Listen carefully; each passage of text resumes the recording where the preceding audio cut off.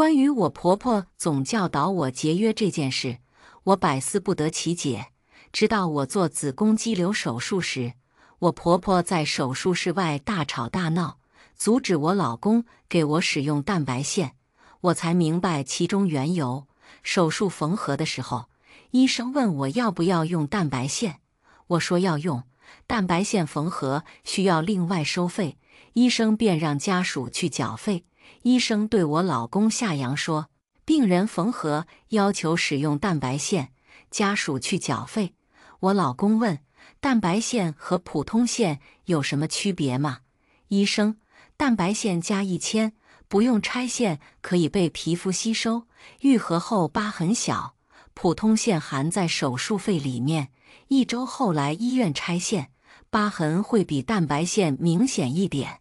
我老公正准备开口，我婆婆抢先一步，用普通线都一样，都能治好。妈，用普通线不好看。我老公小声嘀咕，1000块钱呢？你的钱是大风刮来的吗？我躺在手术室都听到我婆婆在嚷嚷。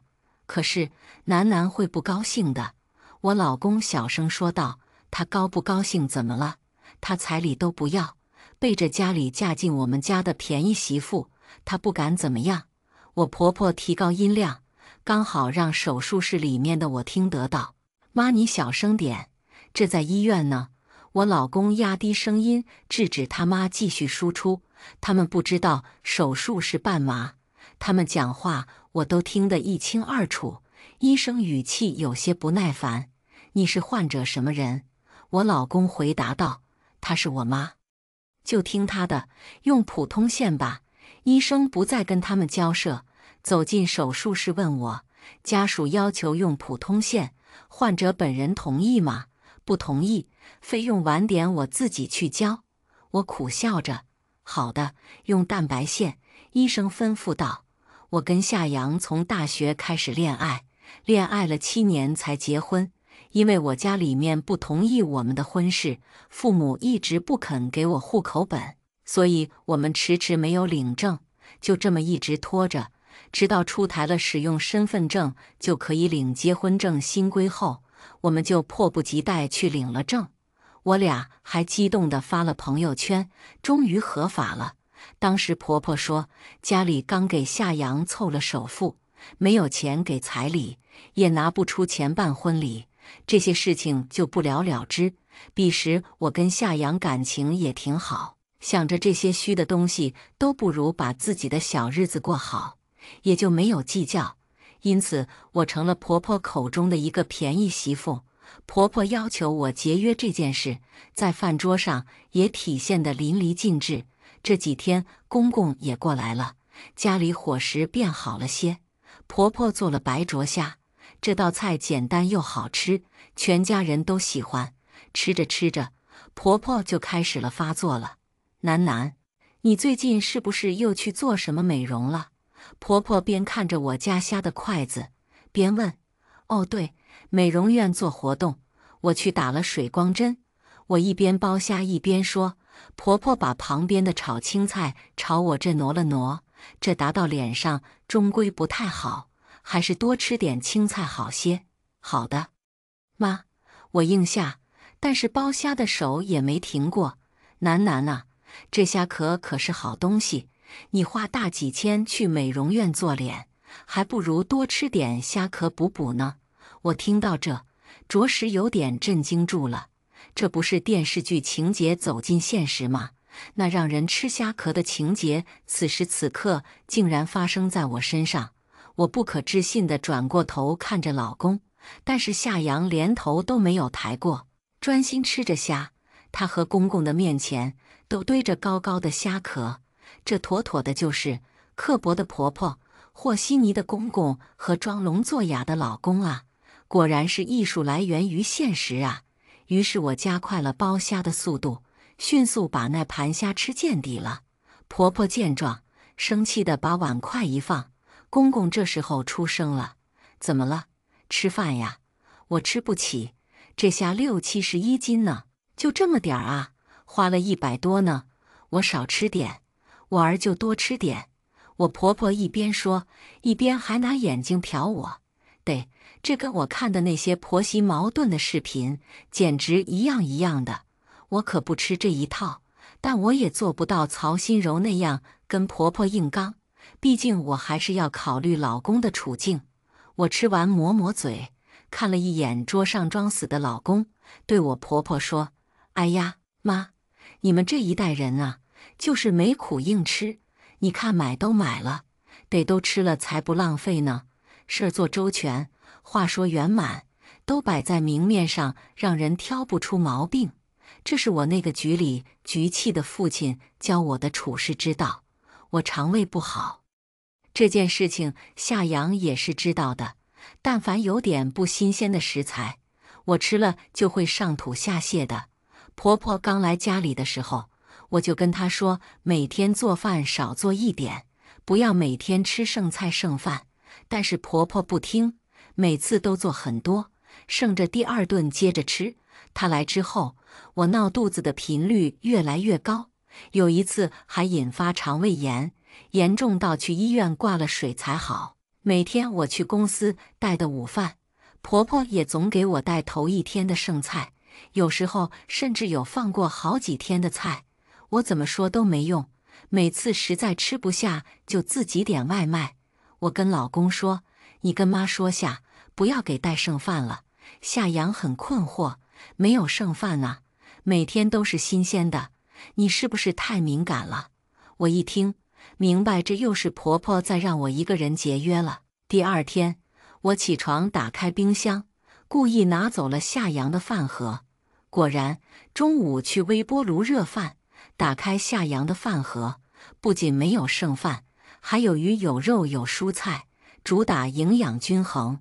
合着就是每天给我这个儿媳吃边角料呗。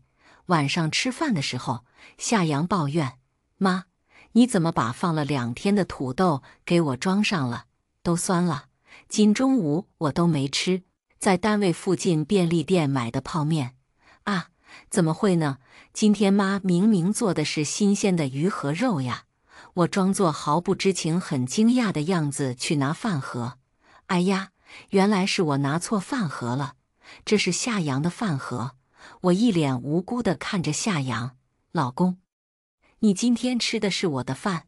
婆婆一听，脸色变了变，有些心虚，一直埋着头扒拉碗里的饭。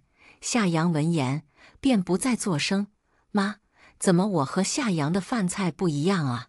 我的饭盒里怎么就是剩菜剩饭呀？我语气天真，装作一脸不解地看着婆婆。哎呀，我眼花装错了，我本来想自己吃的，你知道现在菜又贵，我就是想节约点菜钱。婆婆委屈地说道。楠楠，你不要怪我呀，我不是故意的。说罢，眼眶就红红的，可能是妈真的装错了。夏阳出来打了圆场。夏阳真的觉得是装错的吗？我深深地看了他一眼。经过这件事情之后，我把夏阳和我的饭盒都换成一模一样的。我可不信他妈能良心发现，吃饱饭只能靠自己，绝不考验人性。不知道到底是谁的饭盒，总该就放一样的菜了吧？万一他宝贝儿子拿错饭盒吃到了剩菜，那可不得心疼死。不过最近夏阳被领导说了句肚子变大了，要注意身材管理。他一向注重自己在领导面前的形象，连大冬天见领导，宁愿冻着都不愿意穿羽绒服，因为他说羽绒服太臃肿，容易给领导留下没有精气神的形象。于是他就开始调整饮食减肥。我婆婆每天换着花样给他做减肥餐。夏阳最喜欢吃她做的小炒黄牛肉。婆婆得意地说过几次做法，说她是专门把蛋清分离出来，用蛋清腌制过的牛肉，炒出来嫩滑爽口。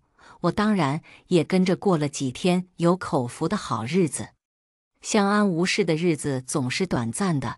婚前我父母给我买了一辆的小电车，每天在市区通勤开挺方便的。也不用风吹日晒，每天挤公交地铁，充一次电就能跑1周，一周电费也就10几块钱。夏阳呢，他自己没有什么存款，父母给他付了首付之后，也没有钱再给他买车，所以他每天都是坐公交转地铁去上班。之前婆婆就想让我把车给老公开，她说每家每户都是男人在开车，每天上下班让夏阳接送我就行。但是我俩的单位是反方向，不顺路，并且我买车的时候也没有奔着实用去买，小车也是粉色的，装饰得很少女，夏阳一个公职人员开着也不合适，所以这个事情就作罢。但是婆婆一直对我开车上班，夏阳坐公交地铁上班这件事情颇有微词。今天吃完饭看电视的时候，婆婆又开始教导我要节约，现在油费又涨喽，幸好当时没买车，不然又是好大一笔开支哦。婆婆刷着手机，看着新闻，自言自语地说，音量很小，但是足够客厅的人都听到。我装作听不到。婆婆见我不说话，又说，楠，你那个车一个月恐怕要1000块钱的油费吧？妈，我那是电车不烧油。我吃着水果回答道，那电车也要充电呀，一个月电费也几百块呢吧？婆婆不依不饶地说，妈，充一次只要10几块钱，那停车费呢？你车位也是租的，每个月租金和管理费也好几百呢。好家伙，这么多逼人，看来是做足了功课的呀。我转头看着夏阳，他盯着手机不说话，好像在处理工作信息。夏阳装死的态度和行为，让我的心一点点地沉了下去。我明天一早有重要会议和客户，懒得跟他拉扯，于是拿着车钥匙下楼去给车充电。插好充电桩，我就上楼休息了。第二天一早，我拿了饭盒就去车库开车。我走近了才发现我的充电桩插头被扯下来了，一点电都没有充上，怎么办？剩下的电根本不够跑到公司。我来不及多想，赶紧拿出手机打车。屋漏偏逢连夜雨，这时候又在下雨，打车软件一直在排队。我一直点加钱，才有远一点的司机接单来接我。下雨又堵车，毫无疑问，我早上的会议迟到了1个多小时，领导很生气，骂了我半小时，说我这么重要的会议都能迟到这么久。骂完叮嘱我下午跟客户过方案的时候不要掉链子，这个客户关系到我们分公司1年的业绩。我中午吃饭的时候，打开饭盒一看，是一盒蛋炒饭和几片青菜。我不喜欢吃蛋炒饭，但是没有时间重新点外卖了，于是将就着一边吃一边看方案。下午跟客户过方案的时候，我突然就上吐下泻，不停地停下工作去卫生间。客户很生气，方案没有过完就走了。最后因为我的失误，导致订单没有签成功，我被公司停薪留职了。晚上我回到家，告诉夏阳我被公司停薪留职的事情。夏阳很担心地问道，怎么会被停薪留职呢？你不是公司骨干吗？因为我早上迟到了1个多小时。我看着他平静地说道，怎么会这样？你今天不是还提前了半小时？这就要问问你妈了。妈，你又干什么了？夏阳分贝一下大了起来。我婆婆一听，脸色一变，我干什么了？我一天天伺候你们一家人，我能干什么？我默默打开电视，把手机投屏到电视上，点开了物业下午发我的监控视频。我发现充电桩被扯了，就联系物业查了监控。监控视频里，我婆婆鬼鬼祟祟到我的车位上，把我的充电插头给拔了。妈，你拨充楠电桩干嘛呀？夏阳语气里面带着怒气。我拔的怎么了？我每天操持一家老小的，我容易吗？我不过想节约点钱，你们不当家，怎么知道柴米贵呀？我婆婆带着哭腔，越说越激动。夏阳见状，转过头问我：楠楠，妈也是想为我们省钱。再说，就是迟到也不至于停薪留职吧？如果仅仅是迟到，那确实不至于。我看着我婆婆，妈，这几天做了小炒黄牛肉，剩下的蛋黄去哪里了？我婆婆一听，心虚的低下头。我中午吃了蛋炒饭，接着就上吐下泻，这症状就是吃了变质的东西。我回来第一时间就开冰箱看了，我婆婆用蛋清腌制牛肉剩下的蛋黄没了，她存了1周的蛋黄，全给我炒饭里了。我吃的时候还想，这老太太最近怎么大发善心，舍得给我放这么多蛋？你把放了1周的蛋黄给楠楠吃了。夏阳愠怒，我和你爸胆固醇高，不能吃蛋黄，你又在减肥，不能吃蛋黄，不能浪费啊！你们是没过苦日子。我婆婆一边抽泣一边说。夏阳不耐烦地打断她：楠楠肠胃不好，一吃变质的东西就会上吐下泻，早就跟你说了，你不听。呵呵，这回不装死了。他知道他妈把蛋黄放了1周，也知道他妈不会给他们吃这个蛋黄，也知道我肠胃不好。他什么都知道，就是不知道这么小的事情会导致我停薪留职。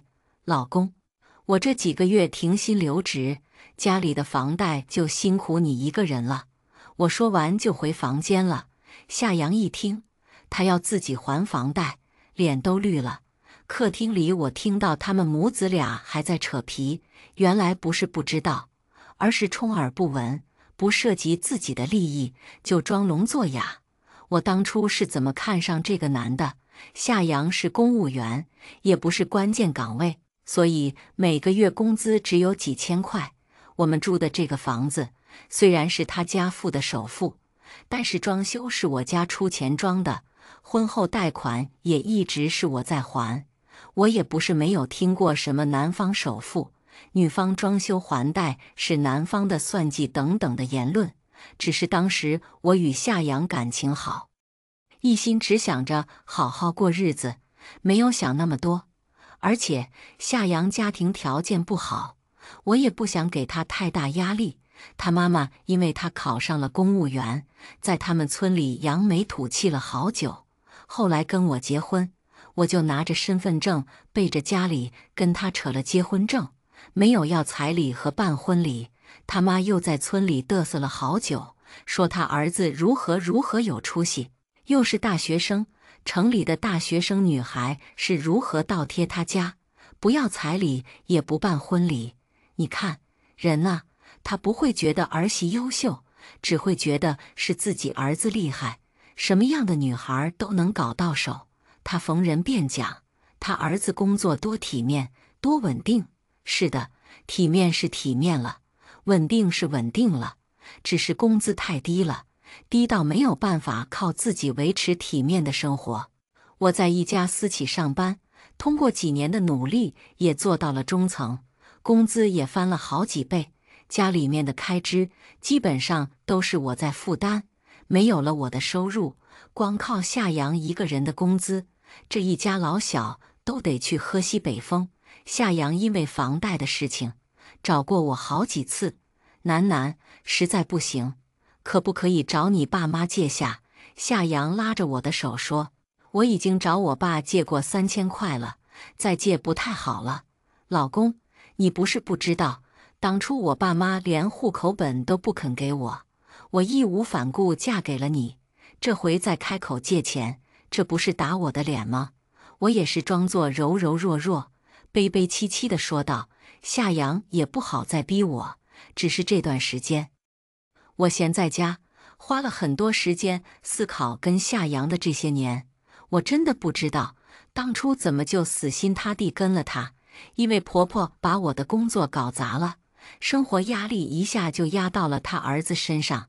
这段时间夏阳也没给他好脸色，婆婆被销售忽悠要买什么保健按摩椅，开口就问夏阳要8000块，夏阳没有给，婆婆就在家里闹，都说养儿防老啊，结果老了，为一家人累垮了身体，想要个按摩椅都没有。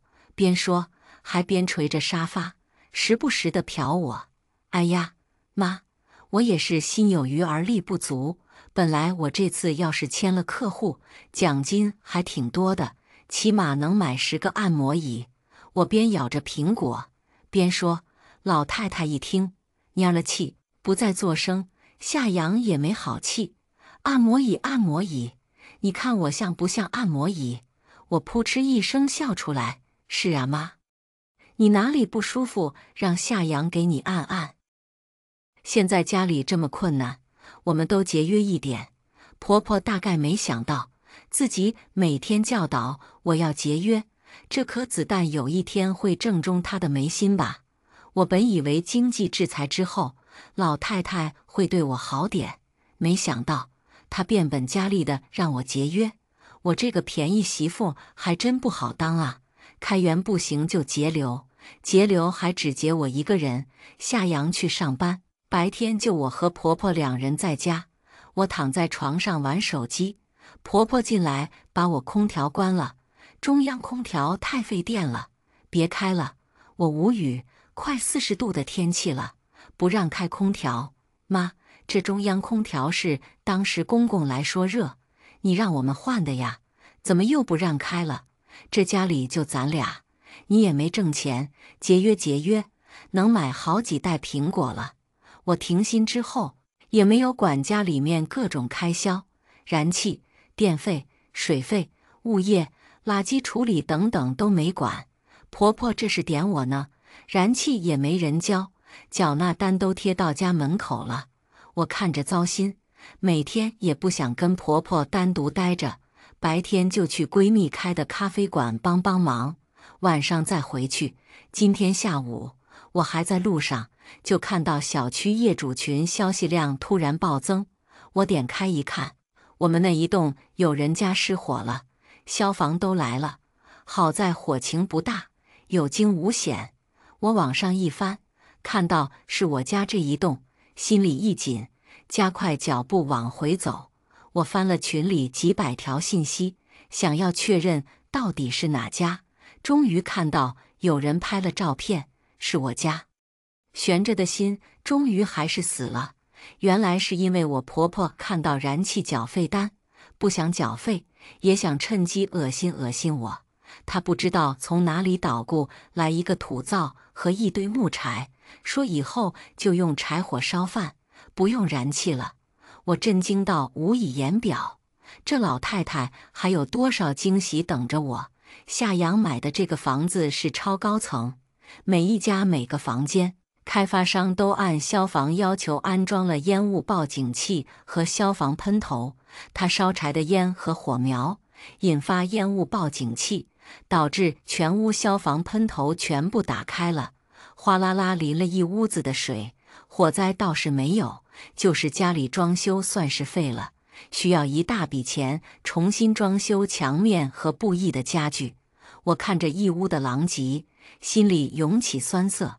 家里的装修，每一个地方都是我盯着做的，材料的对比，工人的沟通都亲力亲为，花了小半年，精心布置了我和夏阳的小家。这么一闹，全没了。我心里总觉得，这好像也预示着我跟夏阳的婚姻也快要走到尽头了。夏阳怒不可遏：“妈，你到底要干什么呀？你要把我的家全烧没吗？楠楠没交燃气费，我也是想节约节约，才在家烧火的。婆婆真的茶言茶语信手拈来，只不过这次夏阳没有惯着她，关楠楠什么事？要不是你不让她充电，给她吃剩菜剩饭，能把她工资搞没？”我平静地看着这对母子，心里毫无波澜。平时他妈怎么对我，她都是知道的，她都装作看不到听不到。看吧，这下搞坏了自己房子，夏阳才着急：“老公，你别说妈了。”我上前拉了拉夏阳衣袖：“妈也不是故意的，只是这重新装修的钱，你知道的，我停薪留职也没有钱，这次不能支持你了。”“你什么意思啊？”婆婆听到我说的话，突然拔高音量对我说：“你娘家给你的陪嫁拿出来装修啊？夏阳怎么会有钱装修？”我看了看夏阳，他扶着额不看我也不说话。他刚刚维护我的时候，我差点就信了。两母子搁我这演戏呢。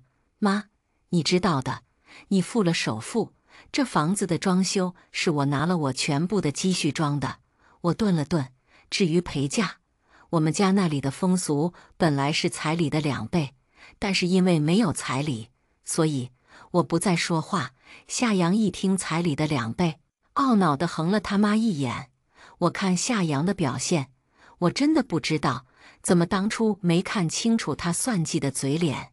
夏阳没有办法，只能把自己公积金拿出来用。说起公积金，他是公务员，虽然工资低，但是公积金都是全额缴的。我当初让他拿来还房贷，他不肯，跟我说他想存着，给我们换大房子。我当时不知道怎么就信了他的邪，时间久了，我也就忘记他还有这么一笔钱。这次事情还误打误撞地把他的公积金给逼出来了。一房子刚刚重新装修好，大姑姐就来了。我听大姑姐跟婆婆抱怨，她在婆家过得不好，婆婆老是喊她节约，总给她吃剩菜剩饭，每次做好吃的，要先让她吃其他吃饱了才端出来。这不就是我婆婆复制粘贴过去的吗？她要在我家住一段时间，我婆婆可心疼自己女儿了。你想吃什么跟妈讲，我给你做。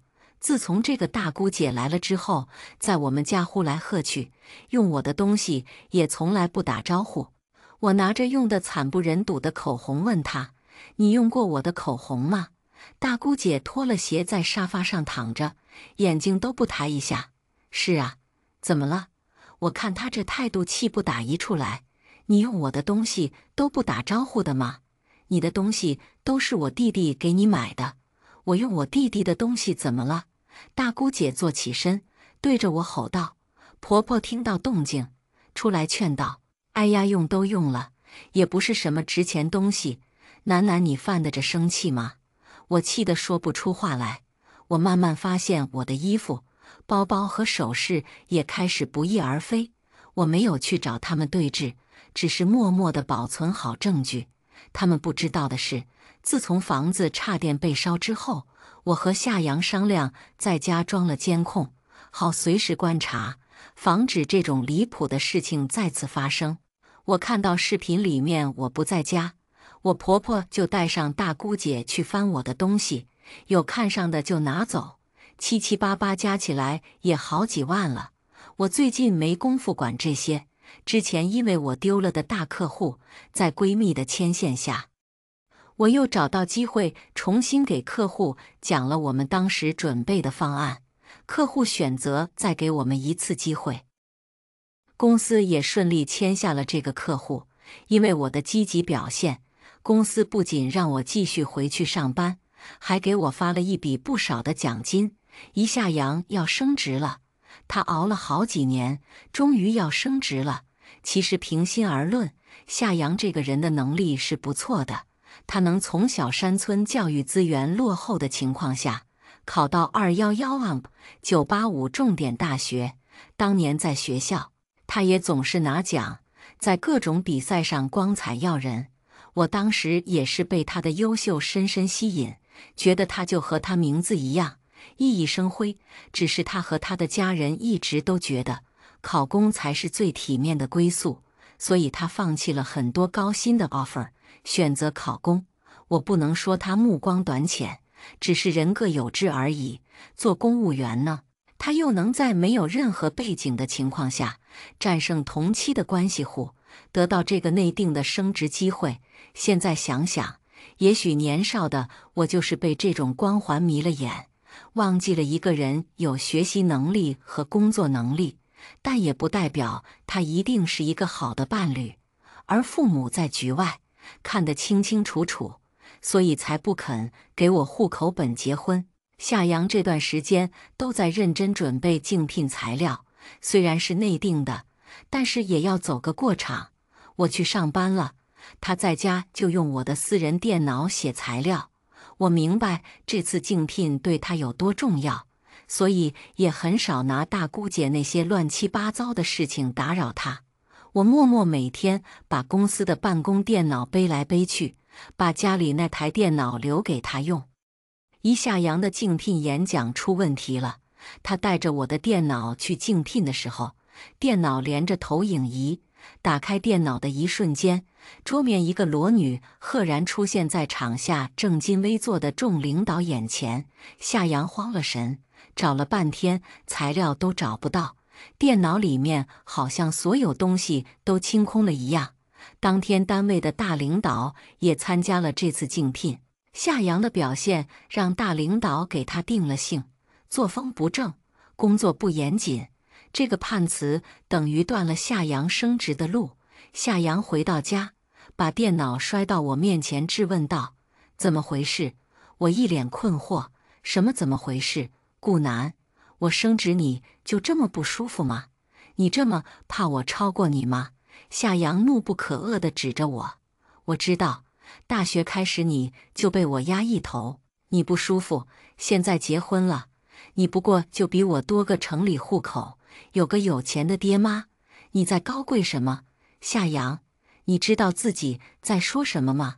我不可置信地看着他，我一直以为夏阳是骄傲的、耀眼的，原来他一直都因为自己的出身自卑，而我不管做什么，他都觉得我在看不起他。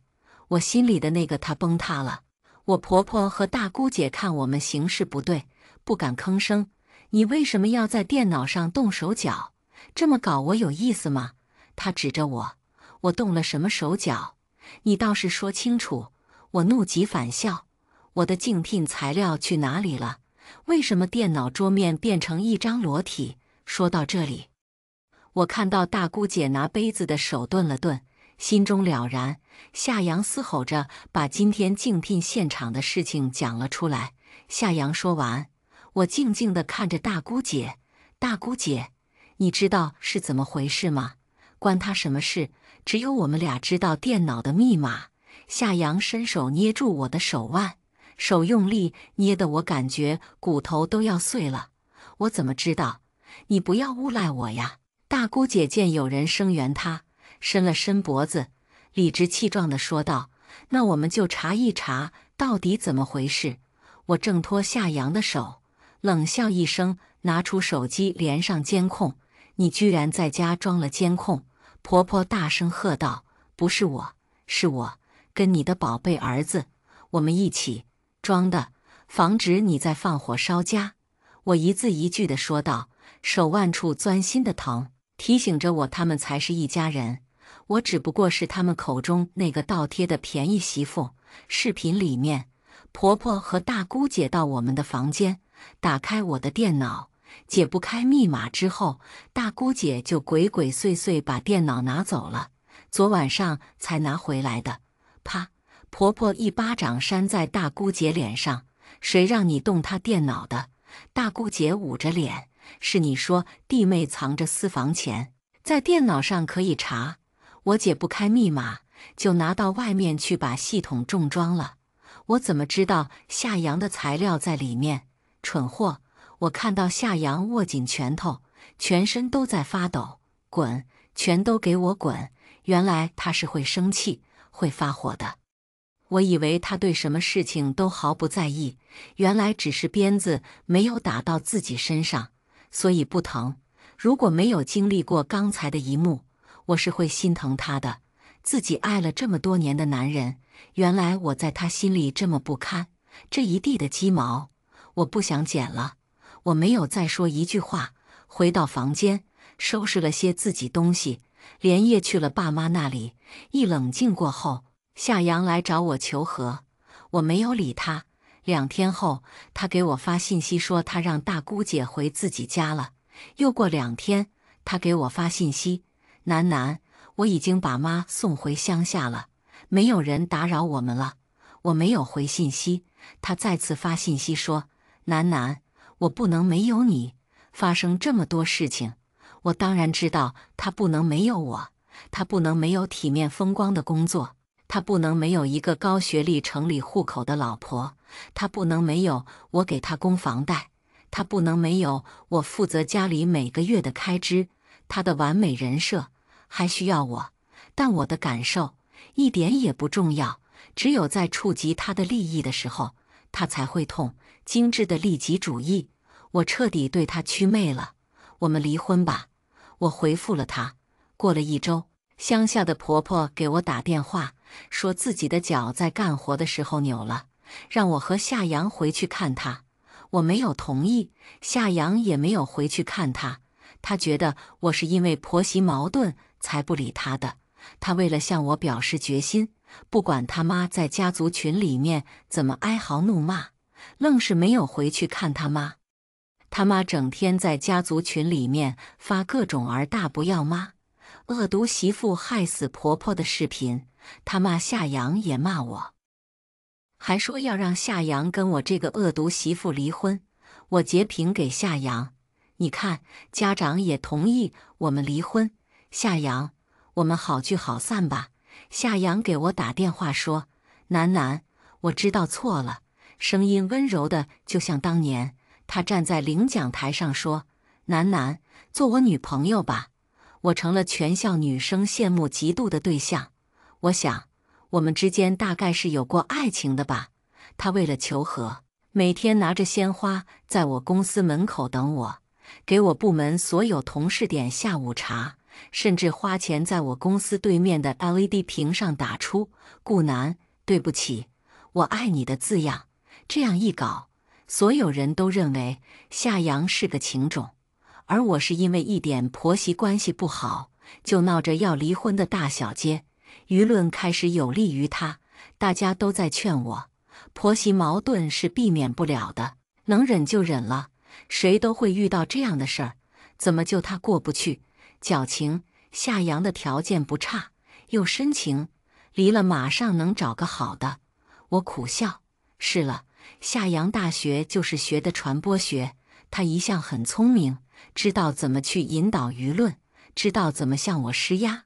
可是这一次，他聪明反被聪明误，千不该万不该，不该把这种心眼子用在感情上。他不顾自己妈的脚扭伤，也要向我表决心，不顾我的感受，引导外人向我施压，一切都只是想要达成他自己的目的，维护他事业有成、家庭美满的完美人设。他从来只考虑自己的利益，而不管是我还是他妈，都只是工具而已。我不堪忍受他的骚扰，把大姑姐和婆婆偷我东西的视频和物品清单发给了他。你再这样，我就把这些视频投在对面的大屏幕上。夏阳消停了，我爸爸把他喊出来，跟他聊完之后，最终他同意跟我离婚。离婚也并不顺利，几经折腾，财产分割，离婚冷静期，夏阳反悔。为了早点离开他，我没有要他的房子，也没有要其他财产，只要求他赔偿当时大姑姐拿走的那些东西。好在1个月之后，终于还是拿到离婚证了。我觉得很好笑，结婚只要个身份证就行，而离婚却这么复杂，还有1个月的冷静期。而他同意离婚，只不过是因为我爸爸答应用自己的关系帮他把升职的名额拿回来作为条件交换的。我看到抖音上关于只需要用身份证就可以登记结婚的讨论热度越来越高，管好自己的刚踏入社会的女儿，还要管好有房有退休金的单身老头，我不禁苦笑。没想到自己30了，也算接受了高等教育，生活经验也算丰富，竟成了第一批身份证结婚的实践者。而夏阳永远都想不明白，我为什么会因为婆媳矛盾而离婚。可能全天下在婆媳矛盾中消失的丈夫都不会明白为什么。所以我想，也许用户口簿登记结婚，也是父母保护自己不谙世事的孩子的最后一道防线。经此一役，我觉得结婚才是需要冷静期的。你说呢？接下来我们来听下一个故事。订婚宴上，爸妈穿着新买的礼服，绷紧脊背，坐得笔挺，脸上却是怎么都压不下的笑容。咱们家媚男长大了，出息了。我爸满脸喜气，小声夸我。我就说这妮儿从小一股子骚劲儿，还真叫他钓上了个金龟婿。我妈轻蔑地瞥了我一眼，不瞒我爸夸我，读高中的弟弟旁若无人打王者，声音开到最大，他妈的，鳖孙打野，连个龙都打不死。玩到激动处，手机重重摔在桌子上，婆婆当即拉下脸。未婚夫少强示意守在门口的保镖进来，爸妈这才意识到，纵容儿子也要分个场合，忙连连陪笑。亲家对不住，我们家宝儿从小就大咧咧，不拘束客气，已经把你们当自家人了。我被这一通生硬的马屁拍得犯恶心，婆婆连带少强都嫌恶地瞪了我们这边一眼，我吓得一个机灵。这可不是好媳妇应得的眼神。众人冷场了几分钟，我妈耐不住性子，试探地问我婆婆：“俺家媚男可是这一届优秀毕业生，亲家你看这个彩礼？”婆婆啜了口茶，抬眼看着我妈，淡淡道：“要多少？”我妈大着胆子：“1000万。据说当初婆家上门提亲的时候，商量好要300万。”婆婆答应得太爽快，以至于我爸觉得这钱一定是要少了。婆婆前脚刚走，我爸就痛打了我妈一顿。臭娘们头发长见识短，没看出来这家贼有钱吗？所以他们决定坐地起价。婆婆不说话，低头喝茶。少强脸色铁青，眼看就要当场发火，我忙从旁站起来。我妈见我起身，紧着撺掇我：“闺女，你快给你老公说说，俺们把你培养得这么优秀，咋就不能要1000万了？”我朝我妈点点头，望着婆婆，一眨不眨地开口：“好媳妇守则第1条，坚决不能要彩礼，不能给公婆添负担。”话音落地，我妈懵了，随手抄起烟灰缸朝我头上砸：“你个猪油蒙了心的贱婊子！爸妈辛辛苦苦把你养这么大，你咋好意思说这种没良心的话？”烟灰缸并没有落在我头上，而是被早有准备的保镖拦下来。“妈，你一直教育我要做一个好媳妇，你说女人生下来就是要伺候老公，服侍公婆的。”婆婆看我的眼睛亮了亮，嘴角噙了抹赞许的微笑。我接着说：“后来您怕我伺候不好婆家，还专门花钱送我去好媳妇学院，我才能有今天的好成绩。我一直非常感激你，所以更应该坚持你和学校共同教给我的道理，永远为婆家考虑。”我妈打不到我，气得不停翻白眼。我爸也终于绷不住了：“畜生东西，当初就应该把你撕了喂狗！臭婊子，你给我等着！”我弟躲在我爸后面，冲我吐口水：“咱们走！”眼看讨不到好处，仨人饭也不吃，铁青着脸往外走。包厢霎时间安静了不少。我一脸平静温柔，小心翼翼给婆婆添茶。挑剔的婆婆难得肯定了我一句：“不愧是优等生，咱们邵家没挑错人。”没过几天，我妈给我打电话：“贱蹄子，你现在回来，跪下给你爸磕头认错，劝你婆家早早把1000万彩礼打过来，不然别想我们来参加你的婚礼。就是到时候你就等着像条野狗一样嫁过去吧，看谁瞧得起你。”我弟在一旁插嘴：“他们不敢要挟婆婆，只能赌我新婚，需要所谓的娘家人撑场面。好媳妇守则第2条，女儿本来就是外人，订了婚就不应该和原来的爸妈有任何瓜葛，要一心一意侍奉公婆。”我挂掉电话，将那头凄厉的叫骂声猝然掐断。我恨他们，比起在这个家庭里长大，我更羡慕那些真正无父无母的孤儿。我从记事起就在挨打、挨饿，挨冻，因为我不是他们梦寐以求的儿子。爸爸像踢皮球一样踢得我满院子打滚，一边踢一边骂我是贱种，让我赶紧去死。我妈用烧红的火钳子在我身上乱烫，都怪你个丧门星，投胎到谁家不好，投胎到俺家都是因为你，你陪我儿子。我妈觉得要是没有我，她一定能生个男娃。她不给我饭吃，我太饿了。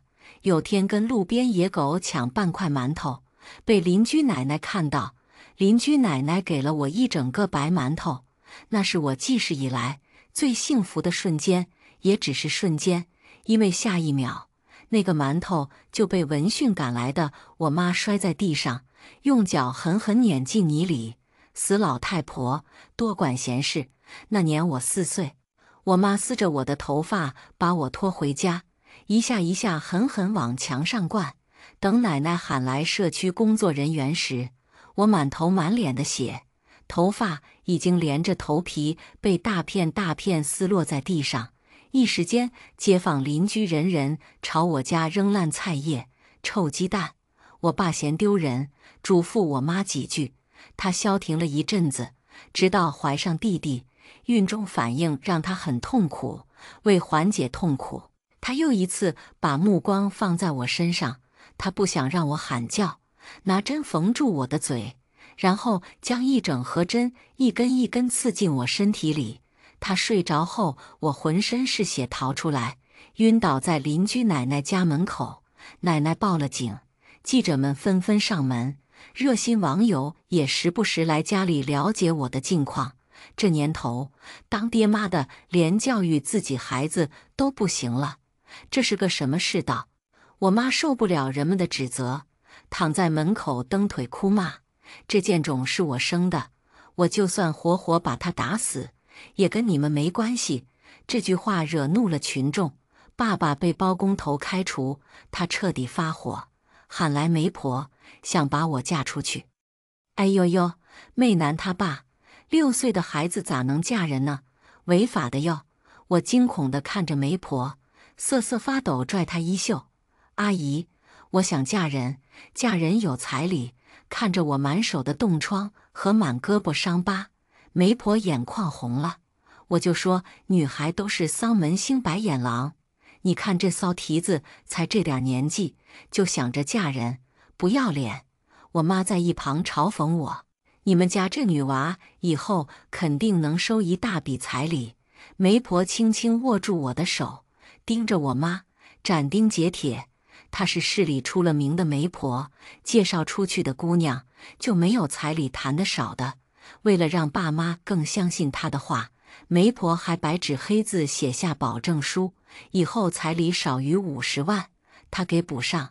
听见这话，爸妈眼里直冒金光。毕竟我爸辛辛苦苦在工地干1年，也才能挣1万块钱，50万他们不敢想。媒婆走前和我爸妈约定，想要拿到50万，必须遵守以下前提：玩必须念书，现在有钱人眼光高，没文化他们不要，还要身子白净，不能到处巴巴拉拉，有钱人带出去嫌丢人，营养不良，看起来像个豆芽菜也不行。我妈狐疑地看向我，倒是我爸满口应承下来，签字画押。我记得媒婆走的时候，悄悄把我叫到身边：“娃儿，好好念书，以后命运咋样，就得看你自己造化了。”从那天起，挨打还是一顿不少，用湿毛巾做成的沙袋打，疼，不留痕迹。不过终于有口剩饭吃，这就是爸妈口口声声的辛苦把我拉扯大。现在终于把我卖出去了，又要用不来参加我的婚礼，来要挟我。婚礼当天，爸妈和弟弟还是来了，能跟邵家攀亲戚，他们怎么可能真的不来？何况邵家答应下的300万彩礼，一分没少。仪式主位坐着婆婆和邵家亲戚，我妈讪笑着凑到婆婆身边，招呼保安加凳子：“以后咱们就是亲家了。”真好真好。婆婆不理她，爸妈只能尴尬地站在一边搓手。倒是弟弟，大喇喇坐在地上，专注打游戏，推塔呀傻逼！操！没等婆婆吩咐，保安适时将弟弟架起来往外拖。放手！妈，快过来帮我！弟弟眼看游戏被打断，气不打一处来，嚎叫着踹打保安。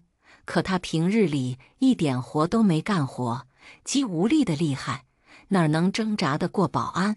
连带着爸妈都被请出去。婚礼顺利进行，人人都夸我婆婆找了个好儿媳妇。少夫人，你真是命好，儿媳妇一个二个都这么听话乖巧。提到上一个媳妇，婆婆不动声色抬眼看我，我微笑向宾客敬酒，并未反应，礼貌恭敬，得体大方。婆婆笑不语，怎么会不好呢？我毕竟是婆婆一手创办的好媳妇学院唯一的应届优秀毕业生。新婚夜，婆婆让我在公公灵位前跪了整宿，做儿媳妇的规矩。你学不错，接下来你要在生活中学学，该怎么做个好媳妇。婆婆意有所指，给了我一个笔记本，让我记录与少强的私生活、时间、频次以及安全措施。你嫁进来，主要任务就是生孩子。婆婆叹了口气，颇有几分忍痛割爱的意思。强儿前阵子交到不该交的朋友，费了些心力，最近在补身体。要是敢让我知道你骚到我儿子跟前，坏了他的滋补。话说半句，戛然而止。婆婆抬眼盯着我，如看夫骨之躯。我跪着听她训话，温顺点头。我听过这个所谓的朋友，婆婆从不准未经她允许的女人靠近少强。公司招聘明面上男女都能报名，实际上只招男人。可这次婆婆失算了，女秘书是高学历海归，凭借实力打败所有应聘者，合规入职。少强从未见过如此明艳鲜活的女生，一眼沉沦。等婆婆知道这件事，已经是亲眼看到少强捧着一束鲜花，单膝跪下向女生求婚。那天之后，女生消失，公司招人进来以及帮着隐瞒的员工全部开除，少强也因此大病一场，到现在还必须每天3顿中药。说起这个朋友，婆婆眼底闪过一抹阴翳。结婚1个月，少强都没正眼看过我。婆婆很满意少强对我的态度，满意我的听话，没有妄图勾引他儿子。婆婆给我安排下一步任务，你也要好好治一治强儿的心病。之后的日子，我会看着少强喝完中药，在他面前放1颗糖，他一脸嫌恶，从来不碰。第10天，少强拽住我，你敢讨好我，不怕我告诉你主人。少强总说我是婆婆豢养的一条狗，用来监视他。我不反驳，嫁了你，我就是你的人。药已经很苦了，我舍不得你再吃更多苦。你要告诉就告诉吧，心疼自己的丈夫有什么错呢？我眼中含泪，说得深情。少强愣了片刻，张了张嘴，没有说话，只是默默把那颗糖装进口袋。他对我态度缓和了不少。他们母子还是不讲话，但他在家的时候不会一整天都把自己关房间里了。我忙着洒扫、收纳、煮饭，能感觉到有人偷偷看我，日子沉闷且平静。直到有天，少强晚上10点还没回家，婆婆急了，在客厅慌张地走来走去，一通接一通给少强打电话。电话先是被挂断，之后关机。婆婆身子一软，瘫在沙发上。妈，要不问问公司那边？我提醒她。婆婆赶忙联系公司一众元老，什么生意要我儿子亲自去谈？公司养你们这么多年是干什么用的？我儿子明明现在还吃着中药，你们居然敢让他出去喝酒，一群老废物！我儿子要是今天有个3长2短，明天你们都给我滚！婆婆发泄般一通乱吼，平日里伪装出的端庄大气，顷刻被歇斯底里扫荡一空。你一天天待在家里，自己老公这么晚不回来，到底去哪儿了都不知道。婆婆将矛头指向我，我跪下认错。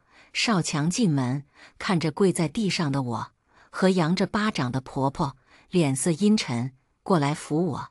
他命令我起身，小跑着过去搀扶少强。他一条胳膊搭在我肩膀上，浑身酒气，看也没看婆婆一眼，径直往2楼卧室走。媚男，我给他盖好被子，转身要走，被一把拽住。今晚别走，好不好？酒精的催化下，他眼底欲色翻涌。我不动声色将他的手收进被子。老公，这样不合适。我温顺回答他，一句话点着了少强压抑已久的怒火。他一把将我灌在床上，疯狗一样撕扯我的衣服。老公，不行！我哭喊着，拼命挣扎。少强的动作渐渐停下来。我是你老公，结婚到现在，咱俩一天都没有一起睡过觉，你觉得这合适吗？少强颓唐地坐在床边，他看着我苦笑，像是质问，又像是自问自答。老公，你不要怪婆婆，她都是为了你好。你现在吃着中药，实在是不能做过激的运动，她这都是在关心你呀。我赶忙解释，提到婆婆，少强明显攥了攥拳头，咬着牙从牙缝里挤出几个字，我就知道。我跪在少强脚边，轻轻安抚他。少强将我拉到身边坐下，借着灯光仔细看我的脸。他是不是又打你了？我捂住脸颊，眼神躲闪。没有，婆婆对我很好。老公，你不要为了我记恨婆婆。少强眼底的狠戾一闪而过，旋即温柔握紧我的手。媚男，对不起，我早该知道，你也是身不由己。我那天说的都是气话，你不要往心里去，好不好？我抬头与他对视，眼神含泪，怯懦如小鹿。老公，我知道你比我难多了，我怎么可能怪你呢？听见这话的少强眼眶泛红。老公，我不能再待下去。我拨开他的手，起身，嗫嚅着欲言又止。少强心疼地点点头，一脸不舍，关上门。我往眼睛里抹了些随身携带的辣椒精，将方才挣扎间弄烂的衣服又扯破些，慌慌张张跑下楼。婆婆果然还在客厅，见我衣衫不整跑下楼，她眼底凝着一触即发的恨意。贱人，敢勾引我儿子！婆婆没等我站稳，狠狠一巴掌将我打倒在地。妈，对不起，少强他喝多了，把我当成了……我哭得上气不接下气。婆婆好像抓到了重点，少强没有对我动心，而是当成了谁？婆婆撕住我的头发，逼我抬头看她。宁红，贱人，那个贱人死了都不让我儿子安生。婆婆破口大骂，片刻才反应过来自己失言，她偷偷瞟我。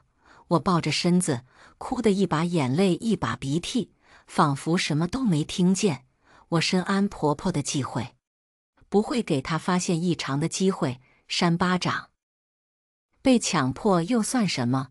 和好媳妇学院的手段来比，这些不过算是爱抚。每成交一笔姻缘处立方，学院会收到彩礼5%的好处费。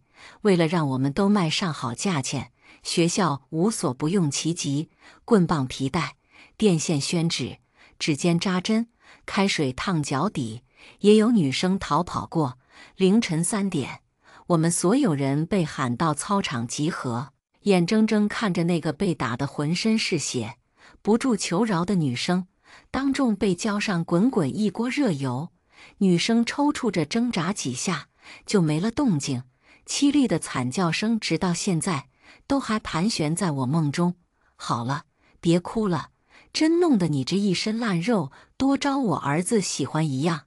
婆婆还在怪我勾引少强，少强正吃早饭，婆婆下楼，你昨晚干什么去了？婆婆坐在少强身边，主动和他搭话。少强不想理她，扔下啃了一口的三明治，起身出门。回来，你给我回来！婆婆哭着追出去。少强1米9的个子，走路极快。等我跟出去，只看见婆婆一个人摔倒在院子里，老泪纵横。贱人，都怪那个贱人！我扶婆婆回屋，我就知道外面的女人没一个好东西。婆婆气急败坏，一把将桌上的餐盘杯筷扫到地上。为了杜绝此类事件再度发生，婆婆要求我跟着少强上下班，做她秘书，盯紧她。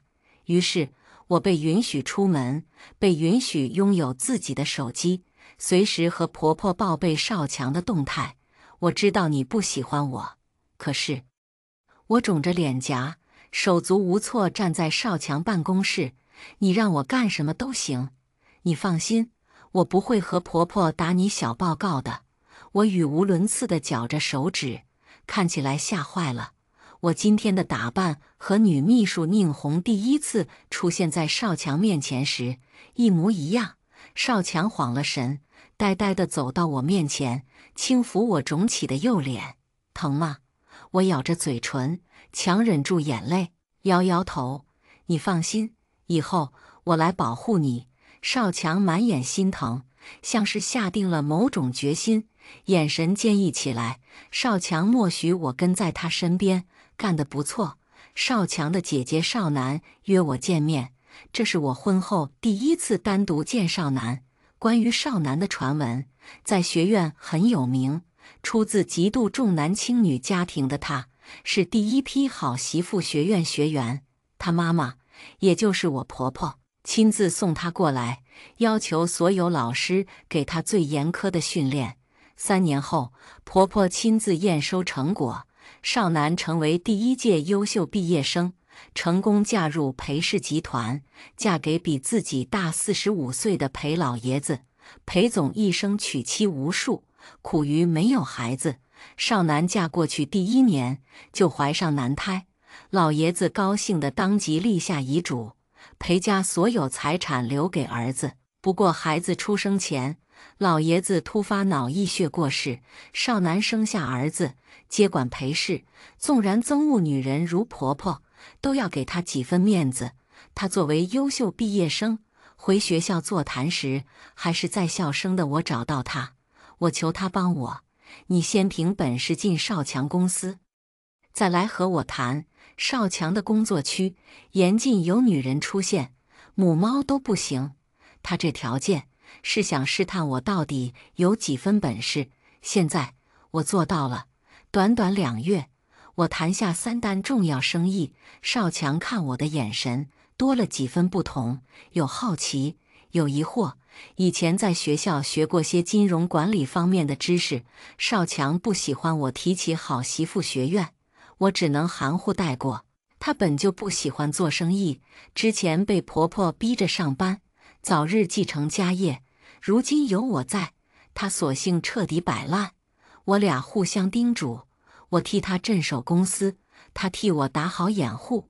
一天，婆婆喊我去她房间：“你嫁进来1年多，也是时候要个孩子了。”她随意翻着空白的本子，眼神警告，要我注意分寸。这本子转眼就出现在少强桌上，房事记录本。我慌张地过去抢，试图藏起来。老公，不是婆婆，是我。少强眼底厉色积聚，气得面色青紫，拳头紧攥。从小到大，他什么都管，我交什么朋友，看什么书，喜欢什么电视，掌握什么兴趣爱好，他都要管。我身边连一个母蚊子都不能经过，哪怕只是说到激动处，少强一拳砸向桌面。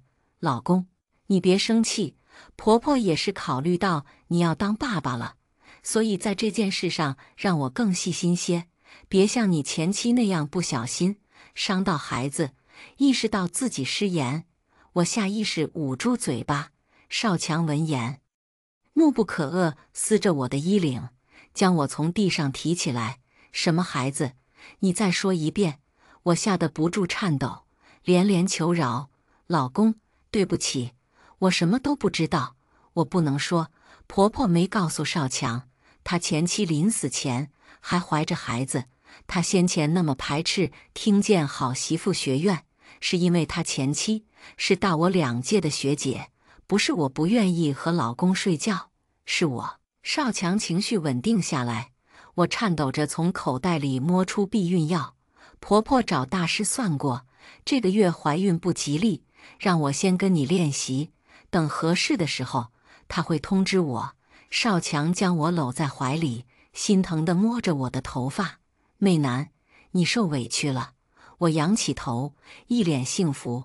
不委屈，我有个事事替咱们操心的婆婆，还有个爱我的老公，我很知足。少强吻了吻我的额头，与我合衣而睡，不平稳呼吸中的憋屈和愤懑在我耳边清晰可听。怎么回事？第2天，婆婆阴沉着脸看向一片空白的本子，可我分明看到她眼底闪过一抹欢心。妈，对不起，是我不争气。我低头抹了抹并不存在的眼泪。以后日子还长。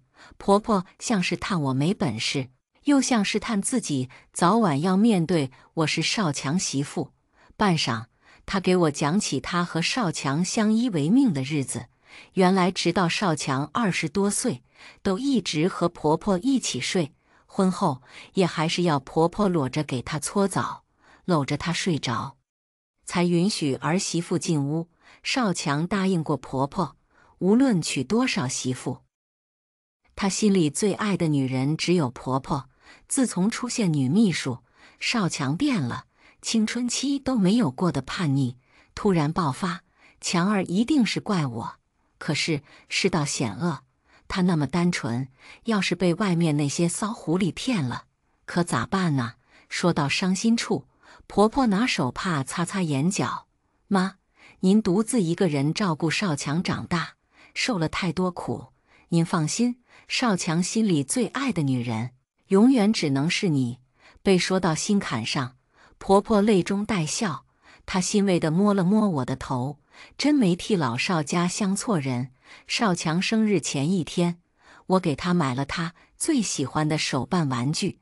收到礼物的瞬间，少强眼眶通红，紧紧抱住我。楠楠，谢谢你。我知道少强曾经酷爱手办，买了整整1面墙，就因为婆婆听闺蜜说手办容易玩物丧志。16岁的少强放学回家，看到院子里一片手办残骸，少强没有反驳，哭着骂她不争气的婆婆。但是自那天起，手办成了他心底不甘示人的渴望。上一个送他手办的是宁红，他在我耳边承诺：楠楠，你放心，我会不惜一切代价保护你。生日当天，婆婆想和少强缓和关系，主动送了少强一张5000万的卡做礼物。少强也在我的劝说下，和婆婆亲近不少。第2天，婆婆心情大好，要我向公司请1天假，陪她一起拾掇院子里的花草。我送少强的手办不小心从窗台掉下，正好落在婆婆脚边。这是什么？婆婆攥着手办的手绷紧，青筋毕露。我凑过去，一脸迷茫。她沉下脸，强儿居然还惦记着那个贱人。她记得宁红送过少强一个一模一样的手办，她恨我，她为了那个贱人，居然还在恨我。婆婆联想到少强至今都偷偷留着宁红送的礼物，一定是恨透了她。婆婆开始歇斯底里，挥舞着剪刀把院子里的花草剪成碎片，最后颓然瘫坐在地上。我老了，她不喜欢我了，她喜欢年轻漂亮的了。我已经可以消化这些句子。妈，我把它烧了。我小心翼翼从她手里拿过手办，强儿会怪我的，她昨天才刚愿意理我。婆婆基坐在地上，喃喃自语，平日里不可一世的气焰消弭殆尽，此刻只是一个不被儿子在乎的孤零零的老太太。妈，没事，少强要是问起来，也是我烧的，和你没有关系。婆婆闻言没再说话。少强下班，婆婆早早在浴室放好热水等她。老公，今晚上妈给你搓澡，我出去买点明天用的菜。我适时躲出去，少强还想与我亲昵。闻言，眼底闪过一抹嫌恶。他问我：“楠楠，我都这么大了，是不是不该再让我妈给我洗澡了？”我一脸真诚：“老公，你无论多大了，在婆婆眼里，你都是她最爱的小宝贝。快去吧，不然婆婆会伤心的。你不吃醋吗？”少强疑惑地看着我。哪里有儿媳妇吃婆婆醋的道理？我被逗乐了。少强见我无动于衷，只能阴沉着脸，不情不愿，拖拉着步子往楼上浴室走。少强上楼，第一眼就看见窗台上的手办没了。我送他手办的时候，叮嘱他一定要藏好。他一脸不以为意。我只是孝顺妈妈，又不是真的怕他。这次他再敢管我，我肯定要和他翻脸。为了证明他不怕他妈，还专门把手办放窗台上，叉着腰，一脸骄傲，向我邀功。你看，我现在是你老公，是这个家里说一不二的男人。我笑他可爱，实践证明，他确实在家里没有任何发言权。少强积攒了20几年的窝囊、委屈、压抑，在这一晚爆发。妈，你太过分了，你到底要控制我到什么时候？我已经成年了，不是小孩子了，你不要再逼我了。不是我，是徐美楠。婆婆第一时间甩锅。呵呵呵，妈，你除了会欺负儿媳妇，你还会干啥？你以为把错推到她身上，你就又可以扮演一个无辜的好妈妈了？少强恶狠狠瞪着婆婆，你居然为了那么个玩具跟妈妈生气？婆婆没穿衣服，气势上很不足。从小到大，她颤抖着，拿手指点少强：“是爸爸走了以后，你一个人拉扯我长大。可是我恨你，你不许我交朋友，我做每件事都必须符合你的意思。我明明牛奶过敏，你却逼每天喝牛奶。我不喜欢做生意，我只喜欢钓鱼、玩手办。可是你说这些没出息。从小到大，我穿什么衣服，甚至什么颜色的内裤，都是你说了算。你不允许任何一个爱我的人存在，所以你逼死我前妻，又害死宁红。你就是希望我这辈子只守着你这个老变态。”少强越说越激动，死死掐着婆婆的脖子，狠命摇晃。我根据手机高清监控画面，掐着时间报了警。邵氏集团少爷少强将母亲掐至脑溢血的新闻冲上热搜。可惜婆婆和少强，一个在医院，一个在监狱，公司里的元老早就被得罪殆尽，没人替他们降热搜。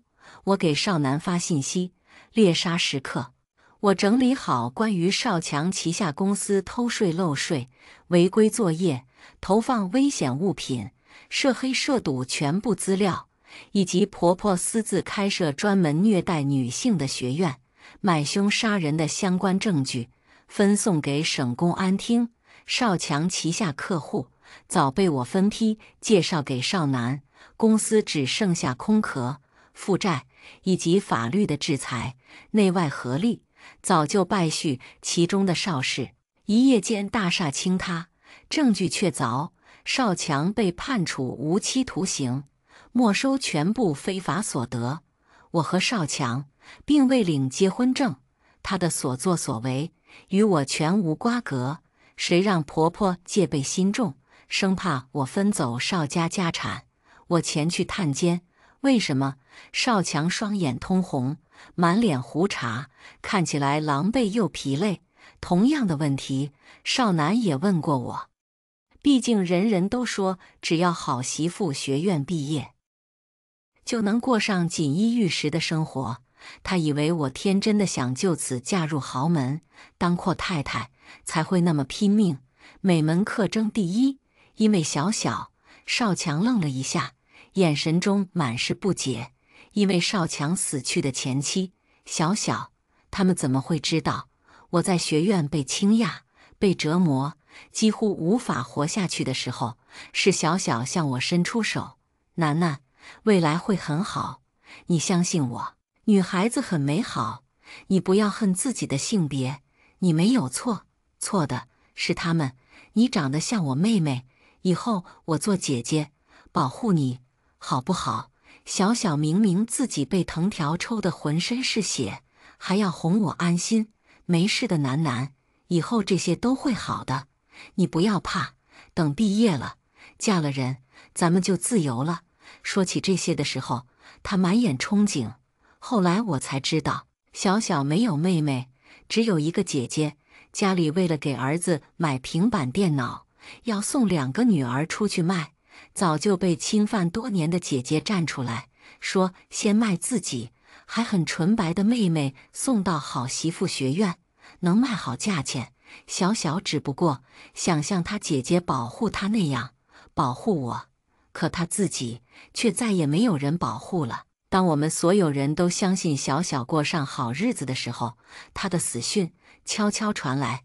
那么美好的人，那么温顺乖巧懂事的人，最终还是没能逃过这世界对女性的诅咒。少强像是想起来了，我前妻，我对她很好的。少强想向我解释，确实很好，可惜你是个窝囊废，是个妈宝男。你明知道你对他越好，你妈越恨他，你故意的，脐带都没剪断，还想学别人结婚生子成家立业，既想要独立，又没有能力，只能靠媳妇来吸引你妈的注意，再靠欺负媳妇获取你妈对你的好评。你妈既需要女人替你生孩子，又憎恨女人抢走你，你们这种母子就该锁死。凭什么出门祸害无辜的女人？少强脸色苍白，嘴角紧抿，被戳中了痛处，哑口无言。你放心，你妈会等着你出狱孝敬她的。我起身，拍了拍身上并不存在的灰尘，转身离开。小小答应过我，等她嫁进有钱人家，就来学院救我。到时候结不结婚都依我。媒婆为了救我许诺的50万，她替我出，我们拉过钩的。我等啊等，等来的是她的死讯。是什么杀死了她呢？从知道她不在了以后，我发了疯的学，曾经排斥，怎么都记不住的讨好大全、家务指南、金融知识、工商管理，我样样要争第一。从小的虐待毒打，没有杀死她；学院精神控制、肉体折磨，没有杀死她。怎么过上好日子后，那么坚强善良的姐姐却没熬下去？杀死她的是这恶心的母子俩，是少强故意的温柔。他会给她买合身的礼服、限量款包包、金银、玉石、翡翠，隔3差5成套送上门，会带她出去旅游，会在下班路上买鲜花送她，会在大雨天淋湿半边肩膀护着她，也会在她做家务的时候抢过拖把，不许她干粗活，还会在动情的时候紧紧拥着她，说爱她。这一切让自打出生起就没被爱过的小小产生了错觉，她信了。她以为命运眷顾，苦尽甘来。可少强并不爱她，只是想挑衅婆婆。小小没有察觉出婆婆与少强之间畸形的关系。婆婆怎么允许有女人分走生命里唯一男性的爱呢？少强对她越好，婆婆就越是折磨她。在长达半年的折磨下，她终于明白，少强所谓的反抗只是口嗨，她不敢，也不会真的为了自己和母亲翻脸。少强依赖婆婆的照顾，又恨婆婆的控制，她哪有本事和婆婆对着干？她只能转嫁矛盾。少强厌恶好媳妇学院，他认为所谓的好媳妇不过是母亲安插来控制他的眼线。少强甚至比婆婆更恨这个言听计从、温顺的媳妇。她故意当着婆婆的面对小小好，看着小小越来越沉浸在她表演出来的深情里，也看着婆婆越来越控制不住眼神中的妒意。婆婆命令管家拔掉小小的指甲，说长指甲不适合干活，会划伤家具。她哭着向少强求助，她只是以加班为由躲了出去。从此之后，婆婆变本加厉，甚至指挥少强暴打学姐。谁家男人不打媳妇，媳妇就是要多打才会听话。已经足月的孩子，在棒球棍下变成了一滩血水。少强到了午饭时间，被婆婆喊去吃午饭，心力耗尽、血液流干的姐姐死在少宅，尸骨无存。逼疯她的不是非人的虐待，是得到爱，相信爱，被爱刺死。少强最爱他最恨的妈妈，婆婆最爱他的儿子。联手击垮邵氏后，与之一直存在竞争关系的裴氏，终于可以一家独大。少南向我抛出橄榄枝，希望我能去他公司当副总。不到2个小时，外卖员送来一套礼盒，拆开，贺卡上字迹娟秀有力，入职礼物。少南在公司附近的豪华小区全款买下一栋别墅送我。此外，还送来了我爸妈和弟弟的消息。拿到300万彩礼后，弟弟被一伙犯罪团伙盯上，威逼利诱下，不到1个月，300万输在赌桌上，还欠下500万巨款。爸妈本想找我吸血给弟弟，被婆婆喊来保镖轰走，催债的追上门，说只要弟弟肯亲手打断爸爸妈妈的腿，他们就宽限2个月。弟弟害怕自己被打，对爸妈下了重手，然后丢下昏死过去的爸妈跑了。少南在电话那端听我没有回应，以为我又要愚孝，心疼他们，没让他们真死吧。我关切了一句，少南笑出声，还真是想到一块去了。少南不会真让婆婆就此以死赎罪，她聘请了全球最顶尖的医生，保住婆婆一条命和清醒的意识。我们是一类人，同一类，因为不可由自己决定的性别，而生来就被憎恶、仇恨、虐待、物化的人，同一类。错在生儿为女的人，婆婆和我爸妈生养下最金贵的儿子，一定可以防老，所以千万要在我们眼皮底下长命百岁，万年富贵。再见到爸妈是在公司门口，我妈努力用手臂撑起身子，在垃圾箱里翻找着什么，拽出一袋吃了一半的包子。我妈眼神发亮，我爸在一旁懒懒晒太阳，看到我妈翻到吃的，咳嗽一声，我妈吓得赶紧往他身边爬，咽着口水，看我爸狼吞虎咽。死老头，一天就知道吃，比起2个小腿全无，只能靠爬行前进的父母。我弟只是瘸了条腿，他一脸凶相，狠狠踢了我爸一脚，把剩下的一口包子抢过来，冲我爸脸上吐了口痰：“老废物，吃死你！”我爸连愤怒都不敢，只能窝囊地垂下头。可能也是被打怕了吧，许是感受到我的目光，3人齐刷刷向我看过来。我一身白色西服套装，端着咖啡，远远看着他们。爸妈已经认不出我了，倒是弟弟突然眼睛一亮：“徐美楠！”他一瘸一拐朝我走。公司门口几个保镖迅速围在我身边，爸妈也反应过来，慢慢朝我的方向爬。徐美楠，给钱！弟弟向我伸手。凭什么？我轻蔑地看着他。弟弟浑身又脏又臭，贼眉鼠眼瞟着我身旁的保镖。你是女娃，养活弟弟和爸妈，天经地义，是吗？我又看向地上的2个人，我爸哼唧着不看我，倒是我妈知道示弱了。美楠，妈错了，求求你，救救你弟弟，救救你爸爸。凭啥求他？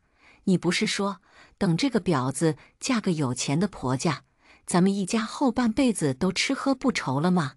钱呢？我问你钱呢？你这个骗子，现在又求他！